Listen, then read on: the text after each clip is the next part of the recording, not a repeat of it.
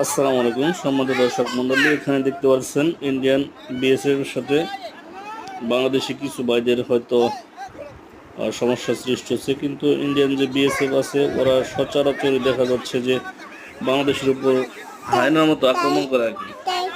ওরা মানে সন্ত্রাসী কার্যকলাপ চালায়, সব সময় সন্ত্রাসী কার্যকলাপ চালায়। এটা সেটা নিয়ে মানে ওদের ভিতরে যে ইনসাফ ভিত্তিক একটা জিনিস আসলে টোটাল ইনসাফ ওদের ভিতরে নাই। যেটা আমরা দেখতে পাচ্ছি, মানে ওরা সবসময় আগ্রাসী ভূমিকা চালায়, যেটা বলে দাদাগিরি, সন্ত্রাসী। এটা ওরা অবিরত চালাচ্ছে।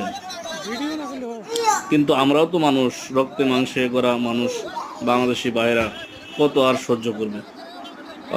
তো দেখা যায় যে ওদের সাথে লাগা যায়, কিন্তু এই ইন্ডিয়ান হাইওয়ান যে বিএসএফ আছে ওরা দেখা যায় মাঝে মাঝেই গুলি করে বাংলাদেশি নিরস্ত্র মানুষদের বুকের তাজা রক্ত ঢেলে দেয়, আর তারা মারা যায়। আবার নাম দেয় কি যে চোরা কারবারি। আরে চোরা কারবারি ভাই, তোদের দেশের লোকেরাও চোরা কারবারি করে, এই বাংলাদেশের লোকেরাও চোরা কারবারি করে।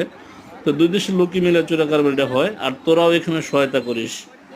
তো হয়তো তুই বাঘ বাটোয়ারা পাস না, আর এই জন্য দেখা যায় পরে গুলি করে মেরে দিস, কিন্তু এটা তো ঠিক না।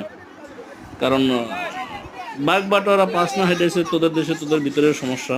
তো এই বাঘ বাটোয়ারার জন্য তুই আমাদের দেশের লোক সবসময় মারবি, এটা তো হয় না। আর ইন্ডিয়ান বর্তমান যে ক্ষমতায় আছে মোদি, নরেন্দ্র মোদি, গুজরাটের কসাই নামে খ্যাত, এ তো একটা আস্ত হাইওয়ান, যে নাকি যে কিছুদিন আগে অপারেশন সিঁদুর চালালো সিঁদুরের নামে। কিন্তু ওর বউর কিন্তু ও সিঁদুর দেয় নাই, ঠিক আছে, ও বিয়ে করছে কিন্তু তখন ও গরিব ছিল, আর এটা তালাক দিয়ে দিছে, এখানে ও বউর কাছে যায় না। ও একটা মানে হাইওয়ান আর কি, কি বলবো। আর সবাই তো বুঝতে পারতেছেন যে কেমনে কি।